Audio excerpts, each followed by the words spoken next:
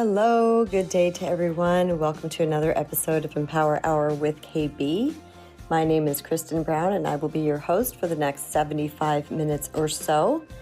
Empower Hour is a podcast for the soul-led, the heart-centered, and the courageously curious. It's for the seekers, the givers, the sacred rebels, the ones who crave growth, long for deep transformation, and are willing to do the inner work to get there. Here we will dive into healing, self-discovery, emotional liberation, and soul alignment. Through honest conversations, spiritual insights, and empowering tools, you will be reminded of your inner wisdom, your worth, and your power to create meaningful change in your life from the inside out. If you are ready to break cycles, reclaim your power, and walk your path with authenticity and confidence, you are in the right place. So happy to have you here. This is a topic that I really played around with a lot in my College of Kristen, and I continue to this day because there's something really powerful about the true self versus the false self. You'll hear me say quite often that this journey, this healing journey, is really about returning back to the true self, the whole self that you came here with before all of the things happened that made you believe that there was something wrong with you, that you were not enough, and implanted all of these false beliefs within you that contributed to certain behaviors in your life. I want to start out by saying that I did a slight bit of research on this, even though this is something that I could talk for hours about, and I discovered where it came from, who was the first person who coined this phrase. And it was from Dr. Donald Winnicott. He's an incredibly influential pediatrician and psychoanalyst who worked through the 1940s and into the 1970s. He explained this theory about the true self and the false self in a paper that he wrote in 1960. This is how long this has been around. Dr. Winnicott expounded on this idea that people may develop a false self to protect their inner, more vulnerable true self, and that they might even do it at a very young age without even knowing it. So this goes back as far back as 1960. And I will tell you that there's so much written about this today. There's so much information out there that if it's something that you want to know more about, my goodness, get on the Google rabbit hole, get on the YouTube rabbit hole, get on the ChatGPT rabbit hole, because there is so much to learn about this. And I believe it's an incredible part of our healing journey, because once I realized that there was two sides to my psyche and that I had this false self and this true self, then it gave me kind of a launching pad. It gave me a starting place to really look within, and that's where my self-awareness grew, because I was paying attention to these parts of myself and asking myself, which side of my psyche am I coming from right now? You may have heard these terms instead of true self and false self. You may have heard of it as ego self and soul self or God self. So that might be different language that you relate to, but at any rate, there are these two sides of our psyche, and they will contribute to how we are showing up in life. This is also widely discussed and talked about in psychology and spirituality. That's why these things often overlap, even though some people want to keep this information in one lane rather than both lanes. This is really about our full essence of a spirit in a human body, a soul in a human body doing human things. The true self is considered the core of who you are. It is your authentic self. It is untouched by societal pressures or trauma. It's characterized by spontaneity, genuine feelings, and a sense of aliveness. The false self, on the other hand, is a protective facade developed to adapt to external expectations for validation, often in response to trauma, childhood experiences, and or inconsistent nurturing. And sometimes the false self, believe it or not, interesting, stay with me here, can manifest as more socially acceptable, but ultimately inauthentic version of oneself. Enter people pleasing. Sometimes that people pleasing is more acceptable from society because we're being yes men and women, and we're jumping through hoops, and we're working ourselves to death, and we're putting others consistently above our own well-being. And people can say, oh, look at that person, they're so amazing, look at what they do. And yet they have moved so far away from their true self, the whole essence of their being, that they're really a fractured version of who they are. So I talk about pulling all these fractured pieces back in to the self so that we can return to that whole self of who we are. So let's get into what the qualities of the true self are. And this is important. I'm also going to talk about how to return back to the true self. Or yes, if you have moved into the false self, which many of us have, by the way. This is very, very common. This is not like, oh, it's just 5 people out of 10. It just doesn't work that way. This is part of the human experience. So we will experience being in that false self for much of our life until we decide to actually do the healing work.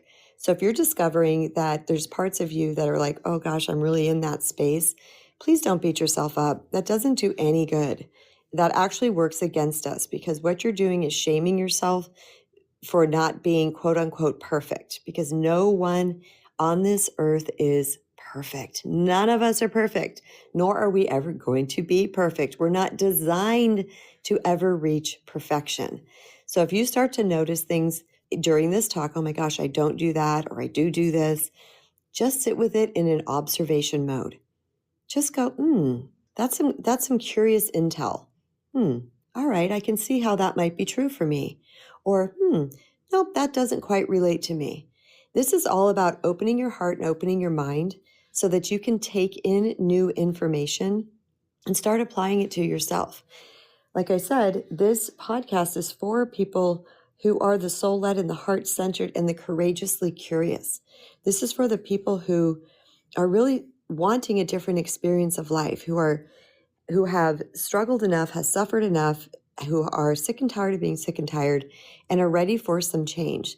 So I talk about all things regarding reclaiming our personal power and returning to your true self. So these are topics that interest you. Be sure to give me a follow here on Noom Vibe.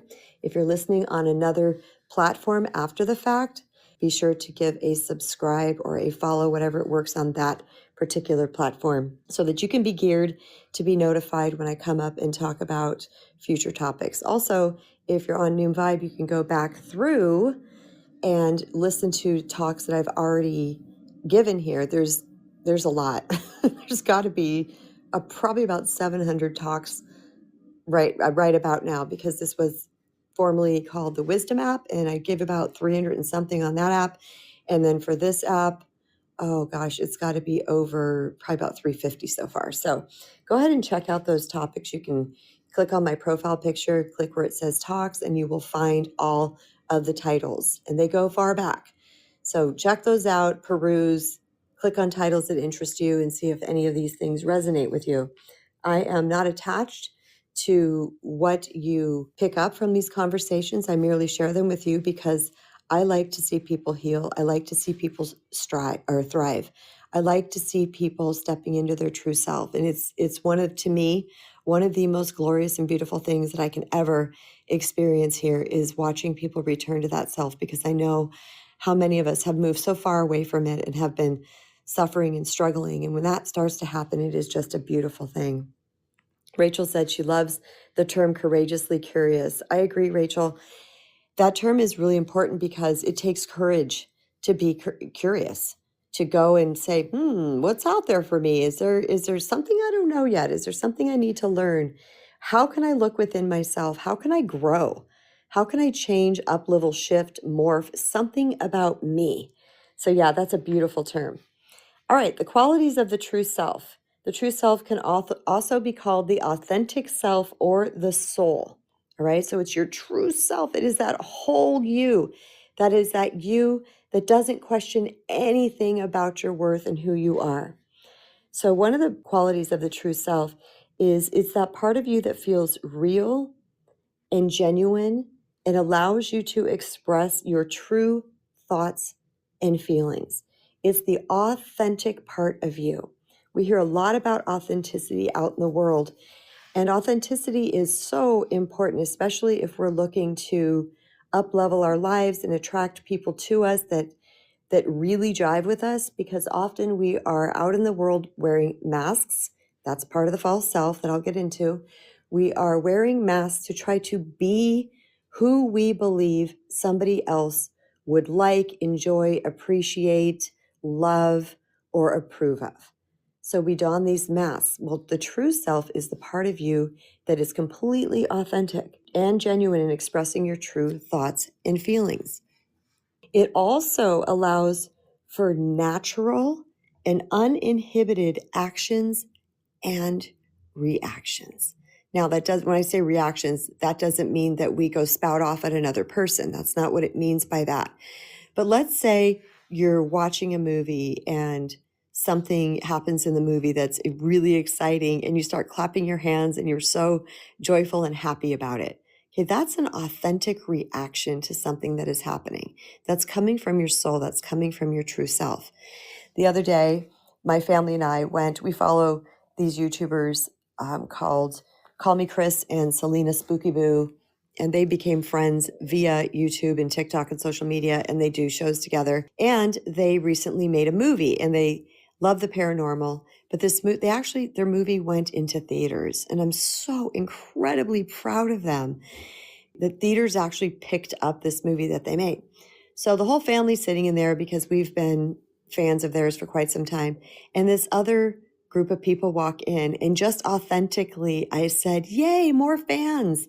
Because I want to see these girls really blow up. They're amazing, amazing human beings doing what they're doing. They're just their personalities, their essence, their kindness. They're genuine. They're just good people. And my daughter, my youngest, looked at me. She goes, "Mom." And I thought to myself, "Oh, was that wrong? Was that bad?" And then I thought, you know what? That was an authentic reaction. Because more people were coming into the theater, and then a couple more people came into the theater. And I was authentically happy that they're getting people that are actually showing up in a theater, paying the theater price to watch this movie that they created. So that was what an expression of your true, your uninhibited response would be, is something like that. So it's also about willing to dance in public. It's about being, I don't know what it is about my grocery stores, but they play the bangers. Their music, I don't know. I don't know what station it's on. Every grocery store my 3 or 4 that I go to always have the bangers on, and I'm end up singing and I'm dancing a little bit. That's uninhibited. That took me some time to cultivate that, but it's part of my true self. And even though that fear arises, I move past that fear and I say, this is what I want to do. This feels good to me. This makes me feel like I'm thriving. This makes me feel like I'm alive.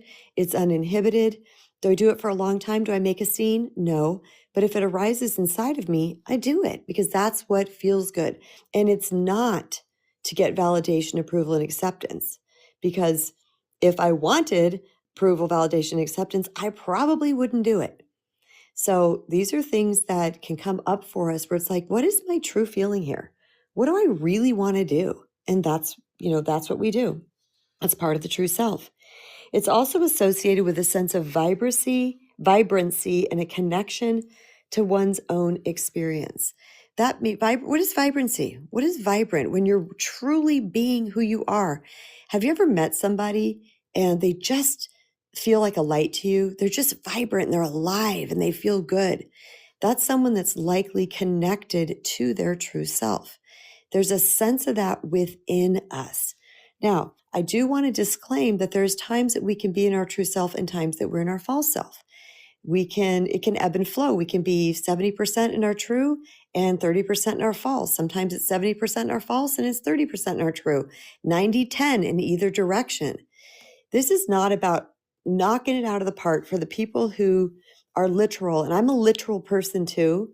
So I just want to make the disclaimer for the literal folks out there that this is not about, I have to be 100% all the time. Oh my gosh, I suck. There's something wrong with me. I've got to show every emotion, everything, no, no, no, no, no, no. This is about self-evaluation. This is about going within. And like when I feel like dancing or I feel like singing, I start singing and I say to myself, oh, I catch myself like, oh God. And I look up and down the aisles. Is anybody hearing me? Is anybody looking at me? It's that moment of awareness that I say, okay, what's stopping you, sister? What's stopping you? Is it fear? Well, it's part of your false self. It's part of that programming from your past that you were too much, or you shouldn't do this for whatever reason. And then I work with that. It's about a practice. It's about a moving towards. It's not about hitting it out of the park 100% of the time. This is why grace is so incredibly important on this journey, this life journey that we're on. Because once we start applying grace to ourselves, which is one of the 5 self-love tenets that I talk about, once we start really applying grace to ourselves, life becomes easier because we have no expectations about who we're supposed to be or how good we're supposed to be doing whatever thing it is. It's understanding that we are morphing and evolving and changing, and that's the name of the game here. So to think you're supposed to be perfect is to put yourself in a category that doesn't even exist. It's not even out there, you guys. This is about allowing ourselves to grow and to evolve.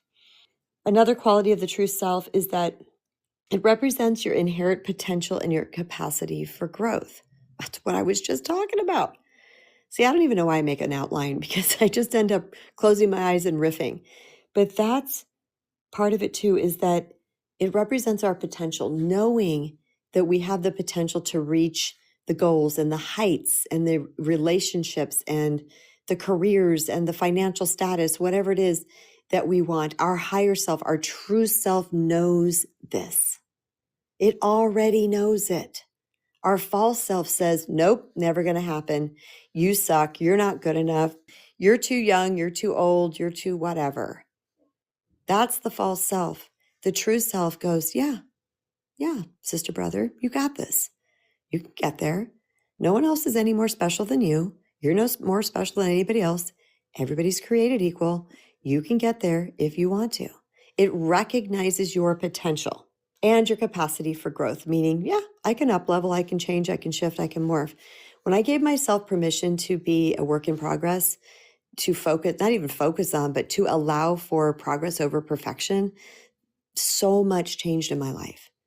Because all of the, what's the right word here? All of the parameters, the fences, the constructs that I had around myself dissolved.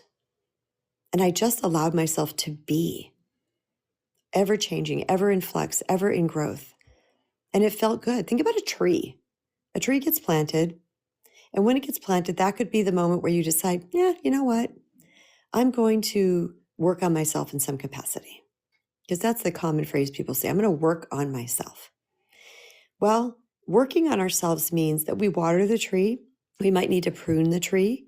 We might need to cut the tree back in certain weathers. We do that often with bushes here in Phoenix. We'll cut them back in the spring and then let them rebloom again. I don't know if you guys do that in your place. I think people do with roses in other places. Being only an Arizona girl, I don't really know what happens in other states. I know that our temperature, our weather, our environment here. And then we let it do its thing. So we attend to it, but we don't hold these big guidelines on it that by year 1, you've got to be 20 feet tall. No, we let it do its thing, because that's the beautiful part of this healing journey, is the allowance. When we start applying these things to ourselves, and this is the quote, working on self, when we start applying these things to ourselves, we are going to shift and morph and grow in ways that we often don't even see at first. It's kind of like we planted this tree in our backyard, I don't know, a couple of years ago. I said, I want a tree right here. So we planted a tree there. And then about a year later, I said, oh my God, do you remember this thing was a little stick? Look at this tree now. We just start to notice a difference. We start to notice the shade from the tree. We'll start to notice the same things in regards to ourselves. We'll be doing things differently. We will organically make different choices. And that's incredibly beautiful. So take the guidelines off, take the rules off, take the quote unquote goals off, and just allow yourself to grow by continuing to work on aspects of yourself, the shadow, the false self, your inner child, all of these type of things. And you're going to start to see this organic shift in you that shows up in life more connected to your true self. The true self also thrives in environments that are supportive and accepting of individuality. So we are more able to express our true self when we are around individuals who allow us to be our true selves. And that's something that my children have said to me before when I've asked them questions about my parenting. All three of them, totally separate conversations, said, "You allowed me to be who I am. You didn't try to make me into somebody that I'm not." Wow, I did that purposefully, but I never said it to them. Maybe I did. I'm saying never, but I don't know. I might have. But it's something that they all noticed, is that I allowed them to be themselves.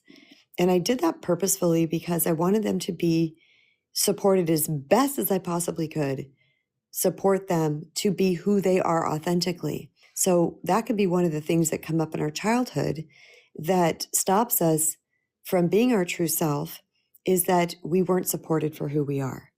We were told we need to be something else.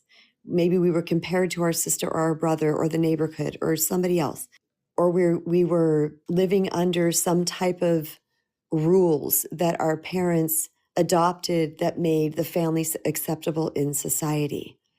So we weren't really supported in our true self. So please know that if you've got individuals in your life that love you for who you are, who celebrate you for who you are, you've got some incredible soil for growth right there. And if you don't let that stop you. Because like I said in the beginning of this episode, this podcast is for the sacred rebels. You're the ones that are like, yeah, I'm not doing things the way everybody else is doing things. And that is part of returning to your true self, by the way. You may not know that, but to be a sacred rebel means I want to be connected to my true essence. All of this out here feels wrong to me. It feels false. It feels constricting. It feels judgy. It doesn't feel good. I'm going to break away from this. And sacred rebels are sacred because we are moving away from a structure. We're moving away from some type of culture, whether it's just a family culture or a religious culture or some type of indigenous culture that we grew up in.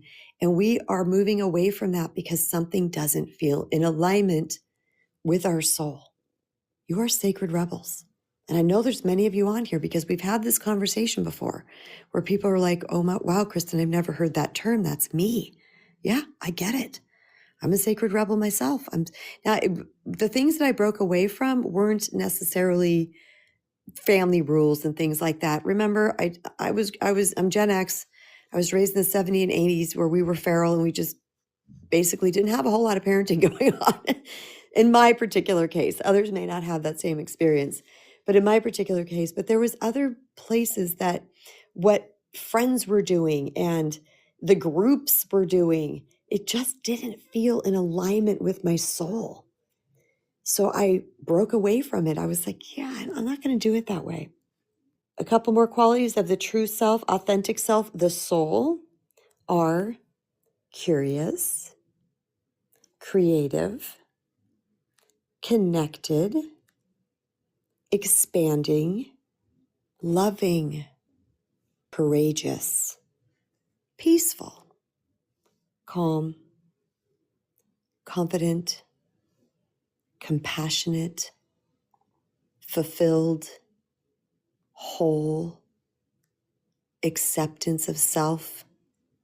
These are all aspects of the true self.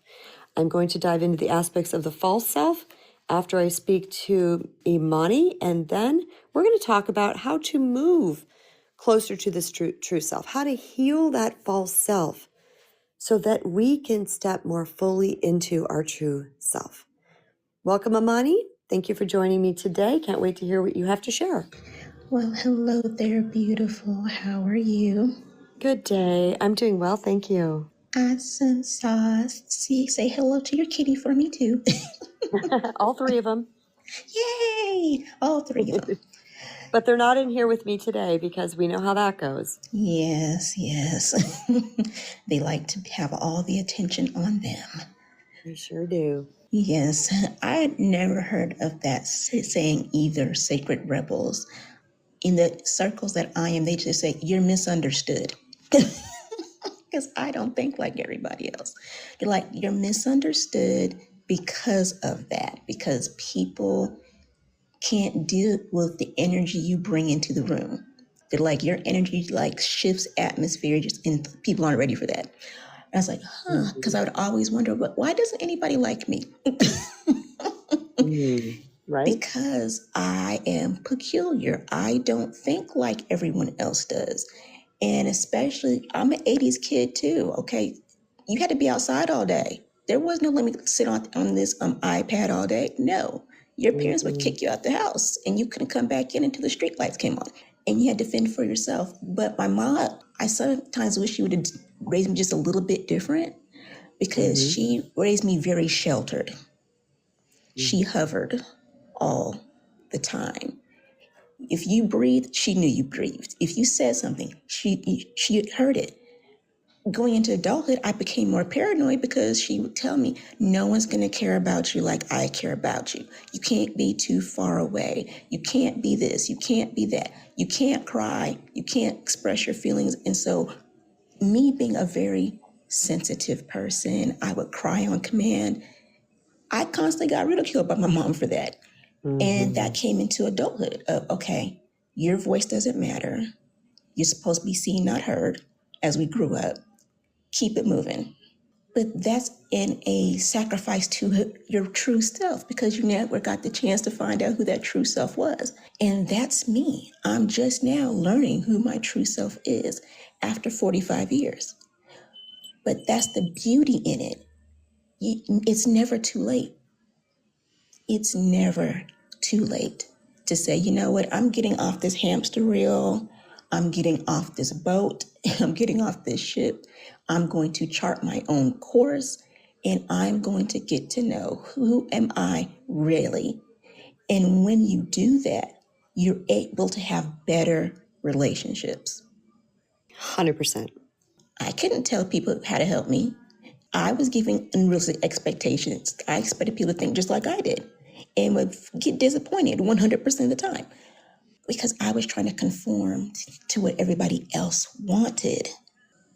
But I was slowly dying inside because I wouldn't let me out.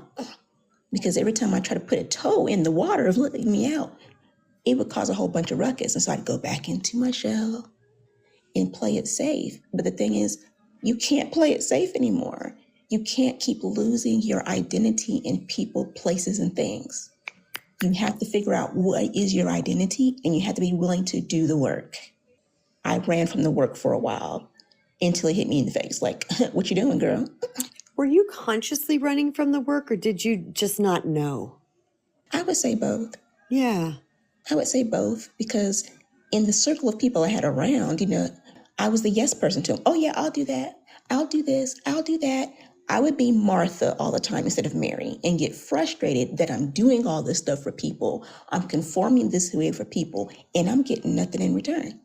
And I had to take a real hard assessment. And it started last year after I found out some information about my family. And I was like, you know what? We're going to stop this crazy train. We're going to break this cycle right now. I don't want my other kids to feel this way. I want them to be able to express themselves. I want them to be able to be an individual. I no longer want myself or anyone else to feel like they are burdened by someone else's expectations and opinions. That's why I wear my crown proudly. I make sure to shine it out every day because guess what? You and I are. That's amazing, Amani. My goodness. You know what I'm trying to stop doing, you guys, is going, The reason why I do that is because it is hitting what people are saying, but as I'm editing my talks, I do it all the time. And that's me trying not to interject. That's why I started the snapping and then I went to the bell, but oh gosh.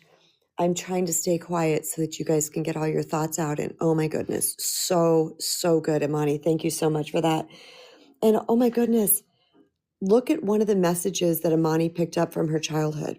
You're not safe with anyone but me, per mom. I'm paraphrasing, Imani, if I have that incorrect. As always, please correct me. You're not safe. What a big message. That's a message that is going to move you away from your authentic self. How can it not? You're not safe anywhere. So you're going to become this other version of you. I'm speaking plural here.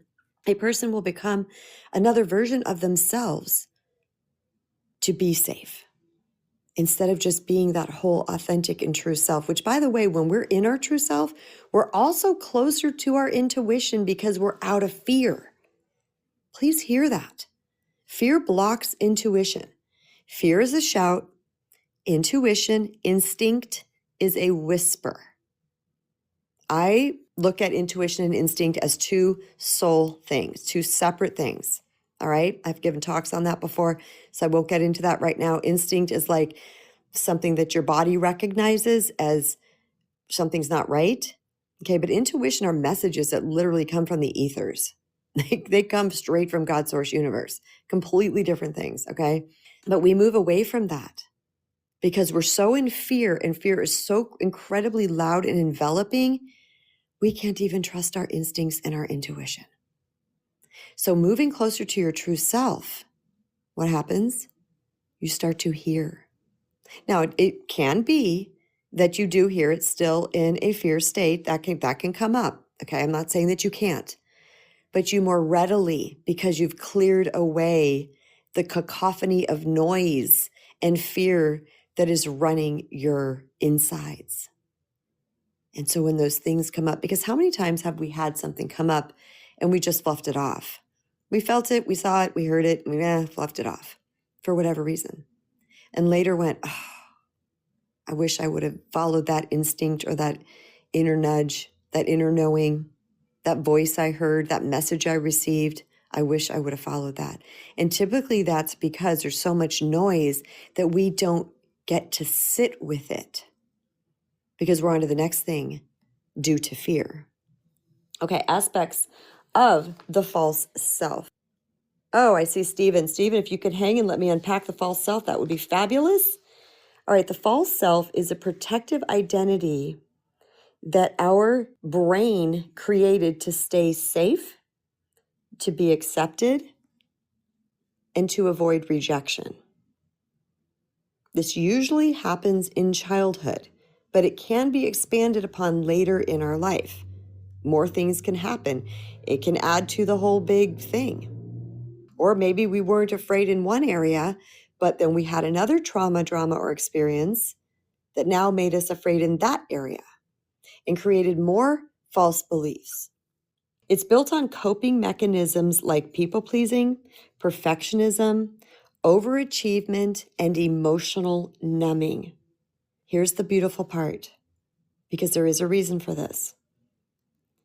It helped you survive, but it disconnected you from your authentic power.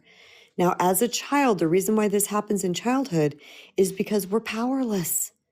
We're small in stature, we're small in language, we're small in knowledge, we're small in wisdom. We don't have the strength in so many areas of our life to go up against the elders.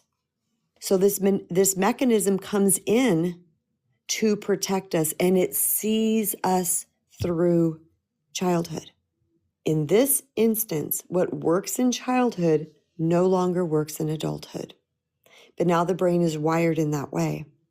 We are more connected to that false self. And it isn't until the pain of staying that way becomes unbearable that we don't turn towards the right or the left and we say, there's got to be something more. There's got to be something better. And that's typically when we look towards healing. And that's why I asked Miss Amani, did you know or did you not know? And she said, man, maybe a little of both. Because oftentimes we don't know. Or when we start to know that this is no longer working for us, we think, is this real? Because it comes oftentimes as a feeling first, a sentient feeling like something's not right. But then we can question ourselves because we are so connected to our false selves. We are not used to believing ourselves. So we may turn against it. Or it could be things like pride, I don't want other people to be right because people have been telling me this for a long time, et cetera, et cetera. There could be a lot of reasons. Okay, qualities of the false self. It's a learned behavior designed to fit in and gain approval. It prioritizes social expectations over personal needs and desires. Who can raise their hand to that? Saying that with a big smile, send up some emojis on the screen. If you have an Apple device, let us know if you can relate to that. Imani does, I see she does for sure. Prioritizes social expectations. There we go. Now everybody's popping up. Prioritizing social expectations over personal needs and desires. Let's see who is brave enough to raise their hand on that. We have Ashley, Lisa, Ann, VA, Amani, Peggy, Sarah, a lot of you. Yes. Thanks, guys. Thanks for playing. The reason why I take these polls is because other listeners can see, oh my gosh, other people are relating to this. And half the people in the room have Android devices, so they can't do it. And some people have left the space due to time or what have you. So when we see these claps and emojis coming up on the screen, we feel less alone. We feel less like there's something wrong with us. And I can't emoji. I can do this, watch profile. I can disco ball my profile picture by hitting mute off and on. But that's me raising my hand because I've done all of these things. The false self can also involve suppressing or repressing general feelings and needs. How many? Let's show of hands again, you guys. Show of emojis again. Who has repressed or suppressed your genuine feelings, your genuine emotions, and your needs? To fit in, to get approval, to be liked, to be loved, so that somebody didn't like you. Yes, there we go. Yes, everybody's, yeah, there we go. Blow up. Love it. Oh my gosh, you guys, you really nailed that one. Yes. Oh my gosh, this is part of the structure. This is human. This is part of what we do. There's nothing wrong with you. There's nothing wrong with me. This is all brain. When we can understand that, doesn't that take the pressure off? There's something wrong with me. I suck. I'm a people pleaser. I'm codependent. I'm needy. I'm desperate. I'm scared. I'm blah, blah, blah, blah, blah, blah, blah. All the things. Then we want to judge ourselves. How about sitting back and go, look at that human doing human things. Look at him and her go. It's one of my favorite things is when I detached from this being so personal, being about my worth. None of this was about my worth. And the more I grow and the more I learn, because I love to learn. And I realized, because I learned all this organically 15 years ago. I'm learning the brain science now around it. That makes it even better. I think it makes me more effective in teaching it. Because it's not just my word. It's y'all. There's brain science involved here. It can also present a false image to others, often masking deeper insecurities. That's the mask that I was talking about. Well, my masks were fun girl, easygoing girl, pretty girl. Can't come up with any others on the fly right now, but those were ones. I have to be pretty. I have to wear makeup. I have to do my hair. I have to look nice because people will approve of me when I do so. I have to be easygoing. I can't express my needs. I have to go with the flow, accept the unacceptable. That's when I'm accepted. That's when people like me. That's when I get approval. Fun girl. I got to be fun. I got to bring the fun. I got to bring the entertainment. I got to make sure it's worth someone's while to hang out with me. Do you know how many genuine people I probably pushed away with all three of those things? Because you know who I attracted, y'all? I attracted the takers, one after the other. Friendships and romantic partners. You could have just lined them up. I was their best dream. She's going to do whatever I want her to do. Now, this is where I have to throw in a disclaimer based on my personality. I've always been outspoken. I will share my feelings and things like that in certain spaces. So it wasn't 1000% of the time, but I can tell you it was a filter over my personality. It was a gray cloud over my personality. I don't know how to explain it. Yeah, I would speak up at times, but other times I wouldn't. It depends who I was around and if I needed their approval or not, or if there was unconditional love, like with my mother. She got the whole me. Play with this. Think about it. Wonder. Get curious. How much of my false self am I being? Or how much of it have I healed? Stephen, welcome. Thanks for coming. I love the way you present this. I want to understand how the brain works and all that. That was once I started the counseling and started understanding. That fascinated me. I'm like, so this is why we do the things that we do, Yeah. It makes you feel so and normal. it does. The funny thing is once you start to learn all this stuff, that class I took back at 18 really started driving it home. Once you start to learn all this stuff, not only do you see it in yourself, but you see it everywhere. It's very clear. And then the places you see it, you're like, oh my God, not there too, because it's in my family. It's everywhere. We're all doing it.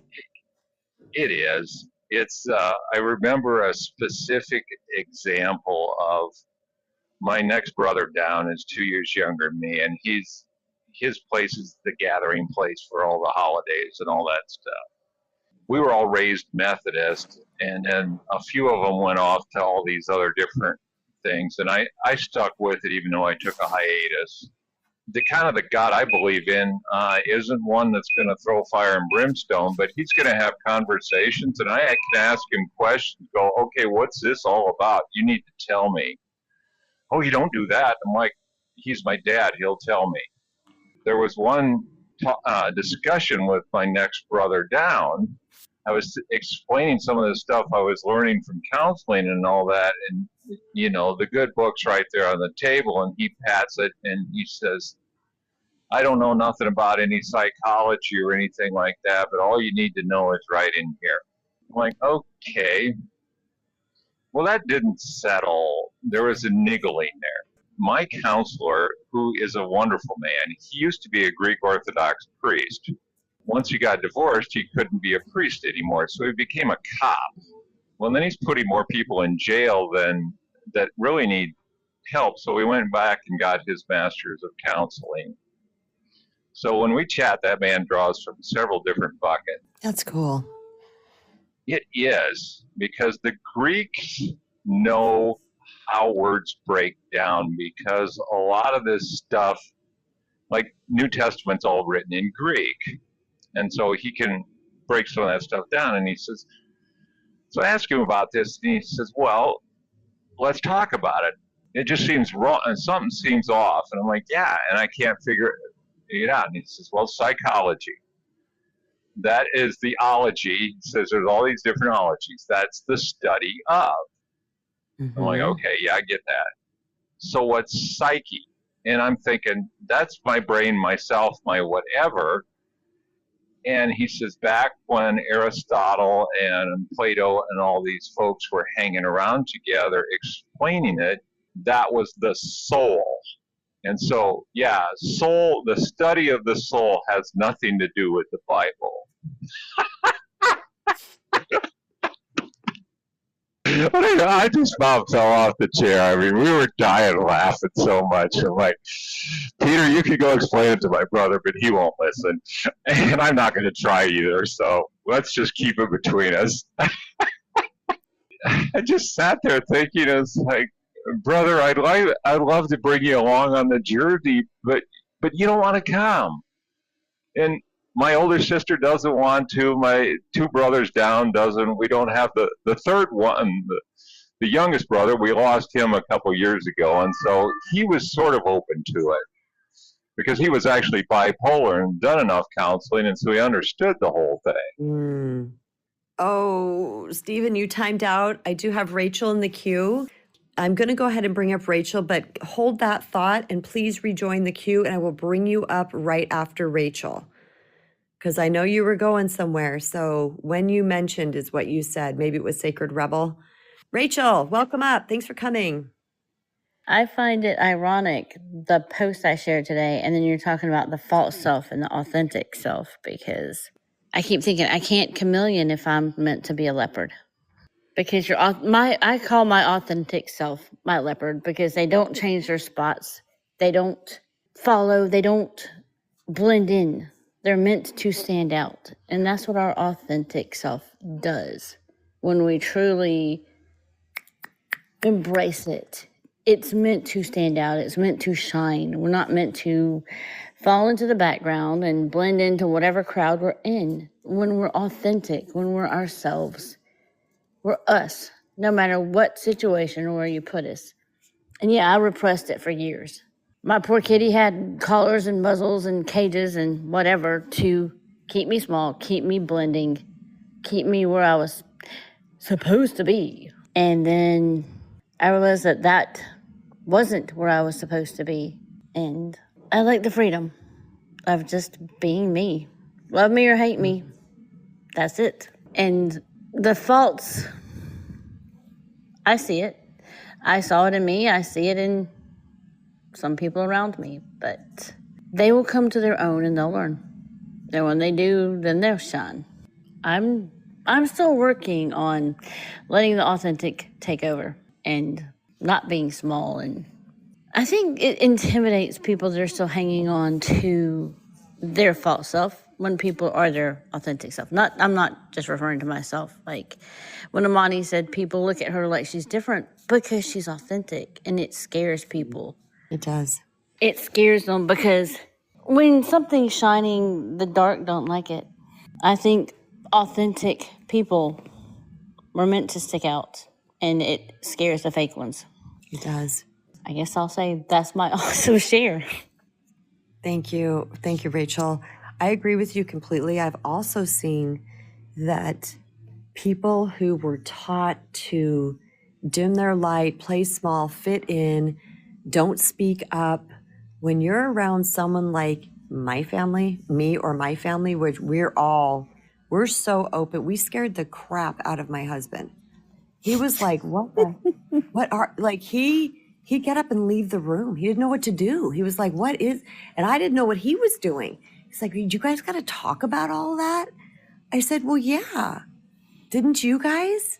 No. I was like, okay. And it's not that there's anything wrong with him. It's that he was learned to do that. Like, that's just how you do. So he coming up into my family, it was like, you guys are crazy. It's like, no, we're not. You know, because I could see the same thing about the way he was raised. But it's not here nor there. It's not good or bad. It's just, this is what we learned.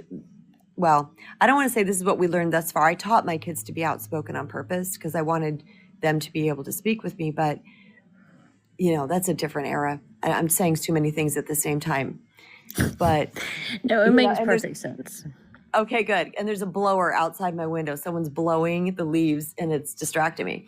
Yeah, it's like watching how other people respond is so curious. It is. I think our fake self wants to fit into that crowd mentality, just kind of follow the others. And my dad used to say, both my parents have always encouraged our authenticity and us to grow. And he used to say, if everybody else stuck their head. Oh, Rachel, pop back up just to finish that sentence. I know you're about done and Stephen won't mind. Yes, we're just going to let her finish that sentence real quick. And then we will continue on. If everybody else wants to put their head in the toilet, is that what you said? If everybody else wants to stick their head in the toilet, are you going to do it just to fit in?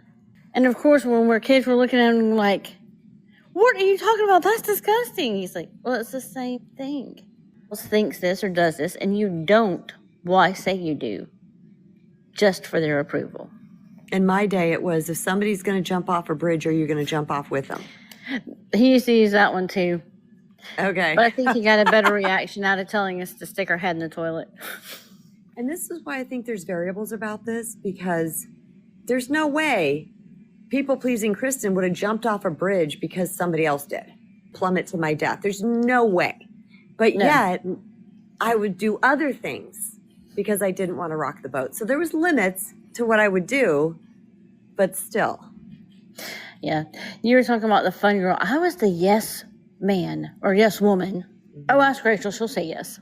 That was my little mask is, I'm home rolling my eyes and it was still, yeah, I'll do it. Then go home and like, oh God, why did I say yes? Well, Rachel, thank you for coming up. Thank you. I appreciate you. I am very grateful for everybody who's coming up to share today because we get to see you and it makes us feel normal. Like there's nothing exclusively wrong with us. And these stories are so relatable. Stephen, thank you for coming back. Sure. Yeah, it's. I was going to say the thing about the sacred rebel because once you said that, I'm like, yeah, I'm definitely that in my family. My ex's family is like church mice, and we're allowed because there were 7 of us. You wanted to get in a word in edgewise, you had to wait till the other person took a breath and jump. And Rachel's stuff, oh my gosh, I was getting chills when she was talking about the light stuff because I heard this and then I realized that's what had happened the entire time of my marriage is you don't light a lamp and put a bushel over it.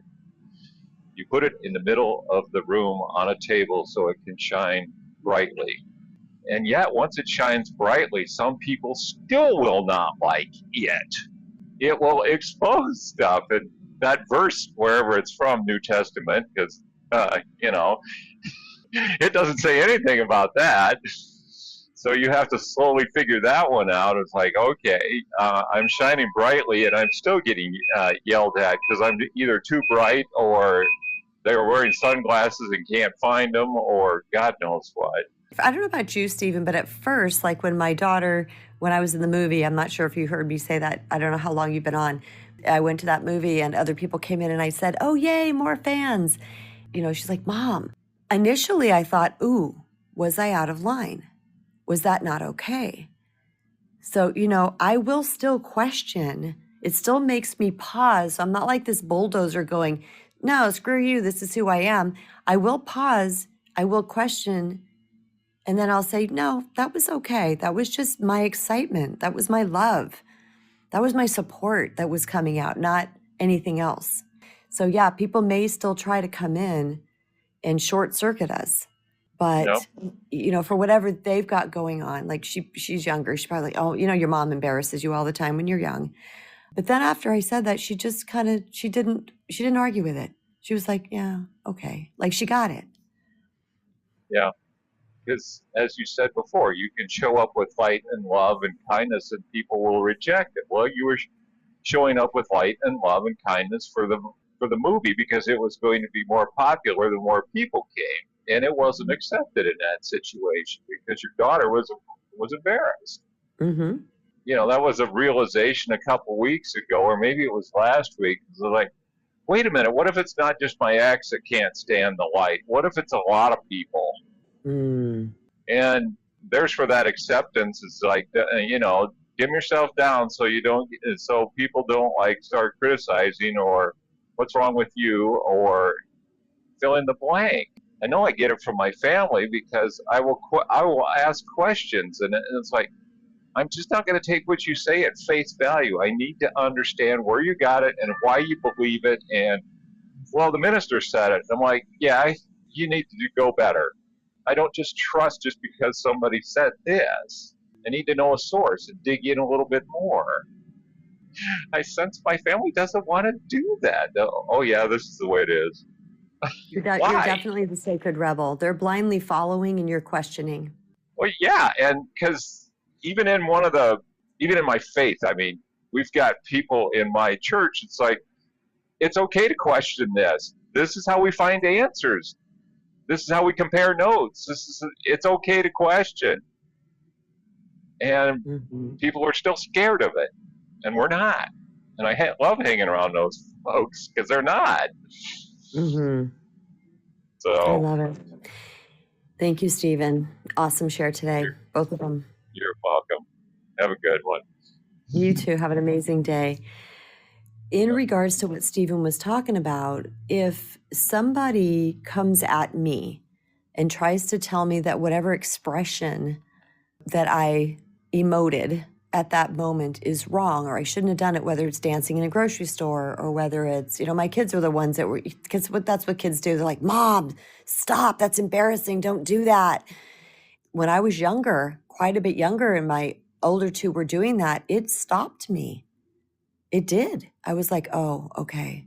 Because remember, I wasn't where I'm at now. This is many, many years ago. But as I've played with this and worked with this and stepped more firmly and gracefully and authentically into my whole self, my true self, now when somebody says something contrary to me about something like that, what I do is I go within and I ask myself, what was the energy and the motive of that? And if my heart was pure and my heart was love and my heart was joy, then I know I did nothing wrong. That's my judge and jury. How did it feel within my body? And that's returning to the true self, is being willing to consult you because your body has all the information you need. If we just take the time to consult with it, and when we consult with our heart and say, okay, was I trying to get attention? Was I trying to be loud? Was I trying to make people like me or look at me?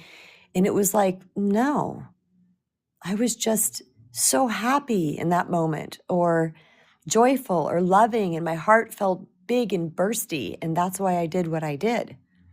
I'm not going to dim that light.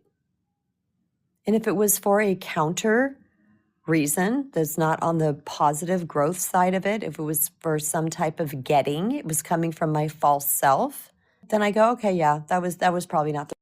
It's a great way to question ourselves. All righty, we're going to move into healing the false self and moving into the true self. To heal the false self, we must first recognize it without judgment. Like I've been talking about this entire broadcast, we have to recognize I'm in my false self right now. I'm acting out of fear. I'm seeking approval. I'm silencing my truth. I'm trying to control, whatever it might be. Think about this: fear, control, silence, judgments, non-acceptance, withholding, trying to get. All of those things are constructs of the false self, the lower self, the ego self. So when you begin to ask yourself really powerful questions, like I just talked about, what's my motive? My motive is to control, is to get Bob to do what I want Bob to do. Oh, my motive is to embarrass Trish so that she stops doing that thing. If it's any part of the lower self, that is your awareness. Now you have it in the forefront of your mind. It's up in your forehead. It's right there in the front. And awareness is key. So from there, once we have the awareness of where we're dipping in, here's the 5 things we can do to heal the false self and move more closely into the true self. Again, this doesn't happen overnight. It ebbs and flows. It waxes and wanes. Sometimes we hit it out of the park. Sometimes we backstep. Grace, grace, grace. And number 1 is always, you guys know, if we were in a meeting room where you could speak out loud, I'd have you guys say it with me now. Number 1, what is the number 1 thing I always say everybody to do? Regulate your nervous system. Safety is key. When you feel safe in your own body, your true self has a space to emerge. Feeling safe, calming the nervous system, getting out of survival mode, getting out of fight, flight, freeze. Calm the nervous system. That opens our brain to learn because the body feels safe. We cannot learn when the body feels unsafe because its only job is to try to survive.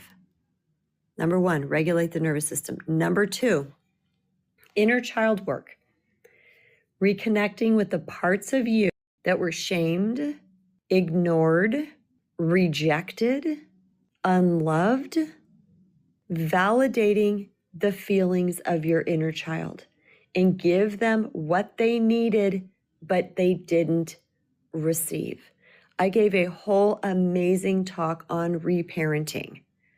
It's probably about 3-4 talks ago, Check that one out because I go in depth into this. And it's not as hard as you think. Yes, it takes effort. Yes, it takes consistency. But the work itself is not hard. It's about consciousness and awareness and paying attention to what's going on in your mind, in your feels, and in your nervous system at any given time. The third thing is releasing shame. This is about unlearning the idea that there is something wrong with us, that there is something fatally flawed, that we're bad. Remember, guilt says I did something bad. Shame says I am something bad. Guilt says I did something wrong. Shame says I am something wrong. Shame makes us feel like we are fatally flawed. There is something wrong with us. Your worth is not conditional.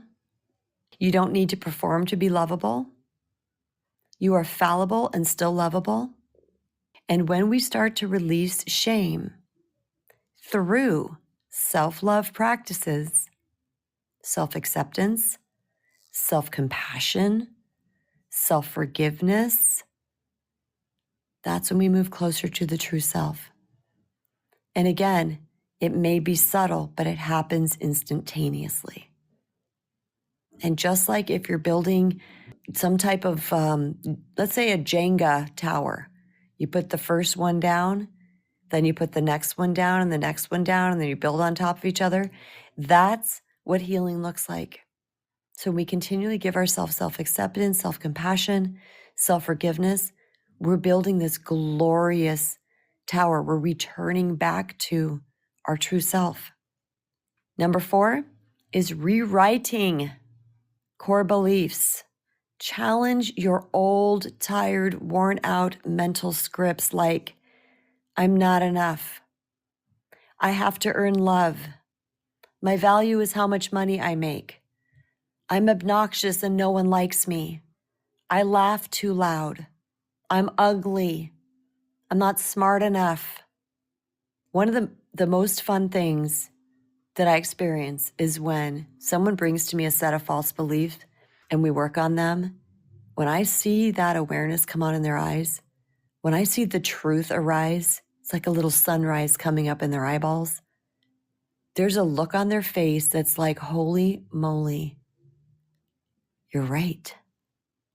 I am worthy. I am valuable. My value is not how much money I make. I'm not obnoxious. So many people like me. I'm plenty enough. I'm intelligent.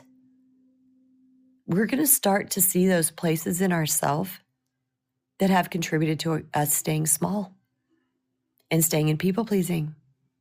They become very loud and clear. When we discover the false beliefs one at a time, what am I thinking right now? What's holding me back? What am I believing to be true? What story am I telling myself? And then we recognize it. And then we ask ourselves, is this true? My value is how much money I make. Is that really true? So if you didn't make any money, your kids wouldn't love you. Your boss wouldn't like you. You wouldn't have any friends. No, my kids love me.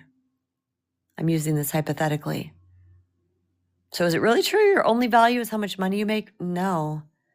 I'm valuable because I spend time with them and I'm considerate, I'm kind, and I'm funny, and I'm adventurous, et cetera, et cetera. Then you start to see the truth. And that is your true self. You just have mud on it. I often use the metaphor of the muddy Ferrari. I only use the word Ferrari because people get that mental picture of something of really valuable. You can pick your own car, whatever you want. You are a Ferrari. That the traumas, the dramas, the rough experiences threw mud all over you. It's a big pile of mud. You can barely see through this thing and nobody can see you. You don't see your value. They don't see your value. I mean, some people still will. When we start this healing work, we are quite literally taking a hose to that mud. And it's been on there for a while, so we got to chip away at it. But when all that mud is gone, and we take a little soap, a little wax, what's left? Your true self. That brilliant, gorgeous red Ferrari. There it is, glimmering, shining. There's not a speck of dirt on it. It knows its value. It doesn't dim its light. And it doesn't want to go back to having mud on it. So when you start to throw these heavy wool blankets off your psyche, you're immediately going to start to feel free, even if it's just fractionally. You're going to start to feel free. You're going to start to feel less weight. And that's where it gets really exciting. At least it was for me. And I'm going to be honest, and most people I know who have done this work have said the same thing. That's when the work got exciting, because you saw that it works. You started to get the results, and it felt amazing. So you keep going. And then you just keep healing and keep growing and keep healing and keep going and keep healing and keep growing and growing and healing and growing, and move closer and closer and closer to your true self. But like I mentioned, the ego brain is there for a reason. It's there to protect us and to keep us small. So it's going to creep up from time to time. That doesn't mean you're not healed. It doesn't mean the ego just goes completely away. It's part of the reptilian structure of the brain. I have heard there are people who have undone their ego, like Eckhart Tolle. I haven't completely. Mine's still there. I'm okay with that. It serves as a questioning place for me, or maybe I just still have more healing to do. But when those beliefs come up and I question them and I think about them, each time I'm throwing off another wool blanket. I'm using this metaphor that you guys don't know yet. I think I talk about it in my first book, that all of our false beliefs are like 1,000 wool blankets on top of us. I think of those little army blankets, and we're trying to walk around with this. And we're trying to function efficiently in the world, but we have all these wool blankets on us. But you take off a wool blanket, you can already feel it. And then another one, then another one, then another one. You're like, oh my gosh, I'm feeling relief. I'm relief, freedom, liberation, autonomy, agency. All of this stuff starts to come out, and you're like, more. You just want to keep throwing those blankets off so that you can rise strong and proud. Be who you are. And the last one is practicing authenticity. This is about speaking your truth, expressing your needs, setting boundaries, and allowing your real self to show up even when it's messy. Self-love, baby. 5 self-love tenets. I just said them right there. Respect and protect yourself, grace and forgiveness of self, compassion and acceptance of self, loving and supportive self-talk, and self-care. When we start to focus on those things within ourselves, and truly, I believe the 5 self-love tenets are enough. I do. I believe they are so powerful. And please know, I coined this phrase first because I know they're going to take off, or maybe they already have it in somebody else's work and I just don't know about it. They're quite literally the way to heal. The true self is not something we create. It's who we already are beneath the conditioning, beneath the programming that came from our traumas and dramas. It's not something we need to find, we need to buy, we need to build. This is why I talk about reclaiming our personal power. I don't say claiming or going to get or cultivating. I say reclaiming, because it's already there. It's just covered up. Our true worth is already there. It's just covered up. Our true self is already there. It's just covered up. But this is what healing work looks like. And we apply it, our life starts to change in ways that is undescribable. When I started doing this work 15 years ago, the results were so profound that I couldn't keep it to myself. I later discovered there's something spiritual about this. Part of our soul we're driven to teach it. We're driven to talk about it. And I think that's part of our whole infrastructure because it helps perpetuate the species. That's why wise sages and mentors and medicine men and women were so revered and honored in certain cultures because they knew stuff and they helped the younger ones coming up. That's why I want you guys to come up on my stage all the time, because I know what you've gone through, what you've learned from it, what you've healed matters in the most amazing and remarkable way. And just to hear how you guys unpack it in your words, in your experiences, fulfills me, gives me so much joy. All right, you guys, that's all that I have for you today. A beautiful conversation. I want to say thank you to all my guests, Amani, Stephen, Rachel. I hope I'm not missing anybody. I know some of them came up twice. That might be what I'm thinking. I appreciate you guys for coming up and sharing your heart and your love and your wisdom and your experiences through your authentic voice, your genuine self. We're powerful together. I can get up here and talk by myself, but when you guys all come up here, it provides ingredients that make these talks so full-bodied. If you are listening to this on another platform, please know that you can come join these talks live by downloading the free Noom Vibe app. You can join my talk and many other people and many other speakers' talks. You can listen in. You can, if you have an Apple device, you can share your emojis.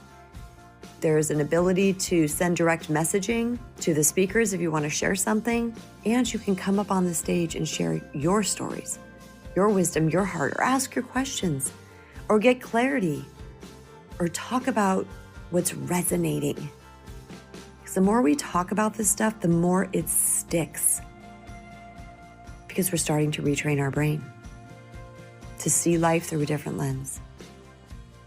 I want to invite anybody who's interested in any of my self-love free resources to please jump into my link tree and claim those. You can do so by clicking on my profile picture here.